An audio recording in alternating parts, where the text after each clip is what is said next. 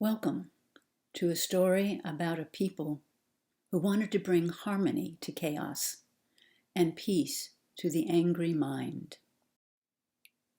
So, where did this story come from? I would say the process began around 1997.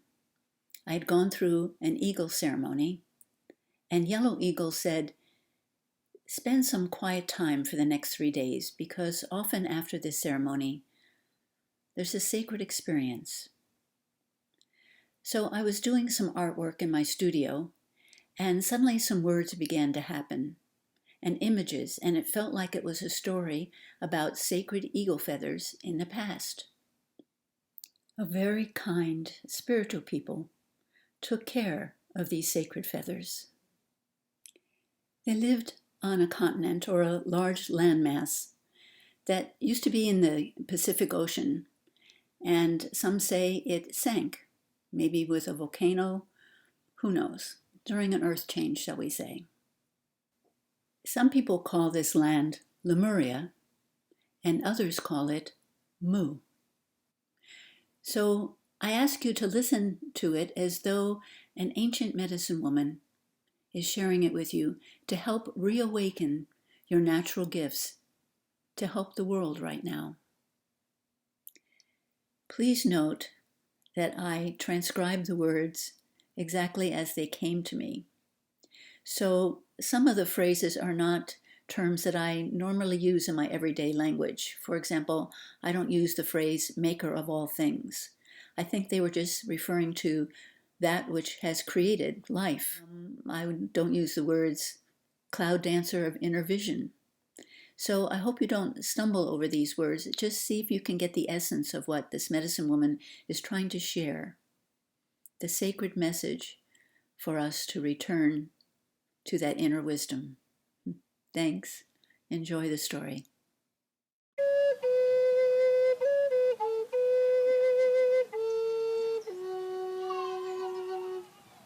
Okay, the story begins with Kimayo.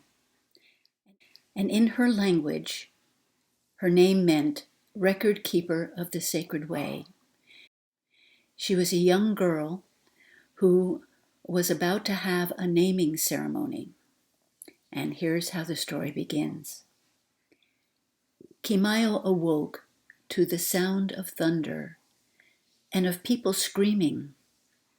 However, it was not the thunder that comes with a rainstorm, and the people screaming was unusual since they had become silent now that they were on this island with the Sacred One. He had told them that through silence, the people could relearn how to communicate through thoughts rather than through their mouths. When one communicates through thought, there can be no lies, because all will know what is true by listening through the heart, he had told them. The earth rattled and rolled underneath Kimayo. Bits of branches and leaves tumbled upon her head. She stumbled out of her dwelling, wondering what had happened to her mother and grandmother. Today was supposed to be the time of her becoming a woman, when her mother and father would present her in a ceremony to her people. She had grown 12 full cycles of seasons. The thought had come from within her to go to the sacred cave. Since Sacred One was training them to listen to their inner guidance, she followed the message and moved toward the cave as best she could, while the earth was shaking underneath her. At the opening of the cave, a pile of rocks had shaken loose and now blocked the entrance. Kimayo's heart choked as she recognized her mother's arm outstretched from the pile of rock. She recognized the woven bracelet she had given to her mother. Confusion filled her thoughts as she also recognized what was in her mother's hand, the sacred feathers. The Sacred One had told the people that only he was to touch the sacred feathers. And if anyone else touched them, they would not only experience harm to themselves, but also to their family. Why was her mother at the sacred cave? Why was she holding the sacred feathers? Where was Sacred One, and why did he not have the feathers? Tears flooded down her cheeks as Kimayo knelt before her mother. Then a gentle hand touched her shoulder, and the thoughts of her grandmother said within her, "Take the feathers, my child. You are to keep them for our people. We must go now quickly, singing your mother back to the living light as we run to the dugouts, waiting for us at the shore." The firm motion of her grandmother's hands made Kimayo follow, even though she did not want to leave her mother. Her grandmother paused for a moment and folded Kimayo's sleeping robe so that an inner pocket was formed. She had Kimayo place the feathers in that pocket. In the fog of numbness, Kimayo barely noticed how the earth was sinking to their left and right, leaving only a narrow bridge of land which allowed them to get to the shore. Once there, her grandmother lifted her into the dugout, which was being held by Laughing Wolf and Steady Turtle, the two guardians Sacred One had given to their family. Others pushed their way into the dugout as well, and then concentric circles of waves, caused by the earth's rocking, sent the dugout farther and farther away from the shore. Kimayo could feel the sacred feathers against her heart, where her grandmother had created a pocket. She knew that her grandmother's thoughts were to hide the feathers so that no one would be fearful that they were in this dugout and not with Sacred One. With her head cradled against her grandmother's chest, Kimayo did not look when everyone in the dugout cried out as the sacred mountain exploded. Great clouds of gray dust and wind and lightning began to expand outward from the explosion. Tree branches, leaves, and all manner of debris filled the air and landed on the water. Everyone bent low, covering their heads, as giant waves swept them up and down in a gray, chalky mist. "Grandmother," Kimayo said in her thoughts, "what is happening to our people and to the place where we live? Where are we going? And what has happened to my father?" "It is like the Sacred One said, Kimayo," her grandmother answered in her thoughts. "Do you not remember at the harvest moon gathering when he told us that a time would come when that which was land would become water and that which was water would become land? There were many who grumbled and said that the Sacred One must have had too much ceremonial drink, because such a thing could not surely happen. Somehow I knew that what he said was true." Her grandmother continued, "I just did not know the timing, nor did the Sacred One. When telling the story, the Sacred One looked directly into my eyes and my heart, knowing that I would understand his words. Then he nodded toward you and said that you were to be part of what was to happen. You will know what to do when it happens," his thoughts had said. And that was the end of our communication. "Why did the Sacred One not go and get the feathers himself?" asked Kimayo in her thoughts. "I do not know these things," her grandmother responded. "I just know that we are in a dugout now, and we will have to trust Maker of all things to lead us to the next place where our home will be." Kimayo wondered why she felt that her grandmother was not telling her everything. But then thoughts of fear took over. Did anyone bring food or water, she wondered, but decided not to look around the dugout for fear that she would not find any. She focused on the feathers at her chest and went into a deep sleep. Cloud Dancer of inner vision brought her to a large mound of dirt and rock with very steep steps and large serpents crawling all about. She felt herself being led up the steps in a stupor, and someone with a great feathered headdress was beckoning her to come near. She felt fear and yet peace at the same time. People around her had thoughts of how she was going to be honored in a ceremony, but their thoughts also held fear about some sort of sacrifice. "Thank you for saving us," she heard from their mouths, but did not understand. She remembered how Sacred One had warned her to beware of those who spoke one thing from their lips, but their heart said the opposite. That must be why she felt apprehensive, she thought, because their mouths spoke of praise, while their hearts spoke of danger. Kimayo felt that she must have been given a strong potion because her thoughts were foggy, and Cloud Dancer was whirling around with her feathers. "The sacred feathers," she gasped in horror. "How does this feathered one have the sacred feathers? Why am I here on this tall mound of dirt and rock?" She awakened in her grandmother's arms, shaking with a high fever.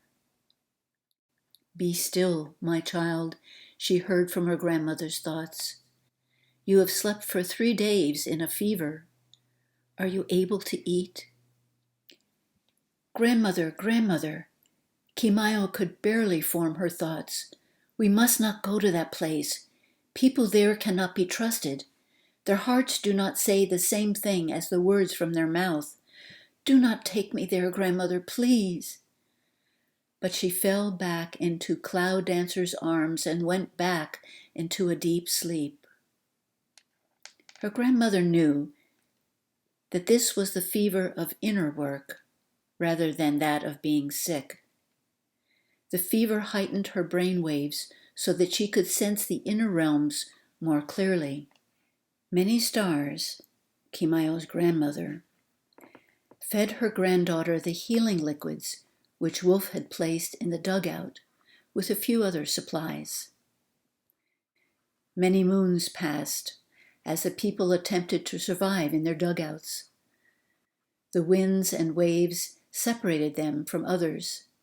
The ones trained in the sacred ways asked for guidance from the Maker of all things and for help from the elements. They attuned to become one with the Great Spirit which connects all things.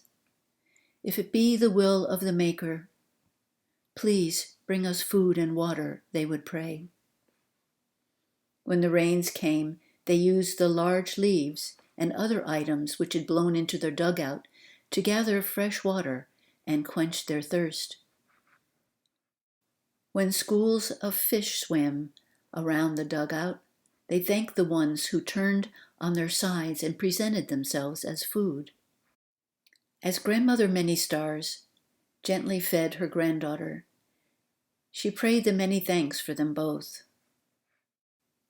The Sacred One taught us well, she thought, in how to become one with all of life and to trust that all would be given as we needed it. Sacred One taught us how to call the birds and fish and four-legged ones when food from Mother Earth became scarce. Knowing that we all are here so that life can continue to be, the various creatures which Maker made willingly present themselves so that the life force can continue to be in whatever becomes nourished by them. Many Stars also trusted that Maker of all things was caring for her granddaughter, as Kimayo went in and out of deep periods of sleep. The times when Kimayo was awake were spent in nourishing her body with food and water, or stretching her limbs in movement. I need to go back to the ancient ones for more teaching, she would say, and then drift off again in sleep and into a deep meditative state. It seemed like a full cycle of seasons had passed before the dugout with Kimayo, her grandmother, wolf, and turtle reached land. It was washed up near the shore, but the night was extra dark during the new moon. At daylight, all cheered with joy as they jumped out and pulled the dugout to the sandy shore. Grandmother Many Stars helped her granddaughter walk to the dry beach. A new moon, a time for new beginnings, came the thoughts of her grandmother as Kimayo gently breathed inward. The time of deep inner work was done, and Kimayo knew that her strength would soon return.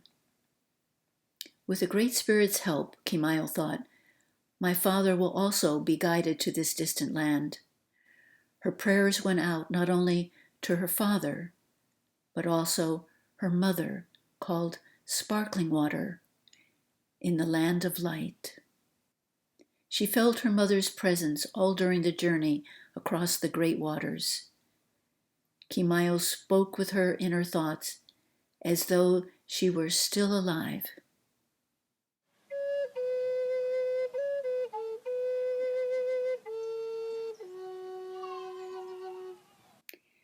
So this is the end of section 1. And in section 2, we'll be hearing the perspective of Sparkling Water, who is Kimayo's mother, and in the ancient tongue, her name meant one whose innocent love heals naturally. And you'll see how she does that as the story progresses. So, why was Kimayo's mother, Sparkling Water, at the entrance of the sacred cave? Why did she have the sacred feathers in her hand, since only Sacred One was supposed to have those? How will Sparkling Water guide her family from the afterlife that they call the Land of Light? Part 2 will also tell Kimayo's father point of view and how Sacred One needed his help. And what is the powerful lesson that the sacred feathers teach each person who comes in contact with them? Each character will present a different perspective of what's going on.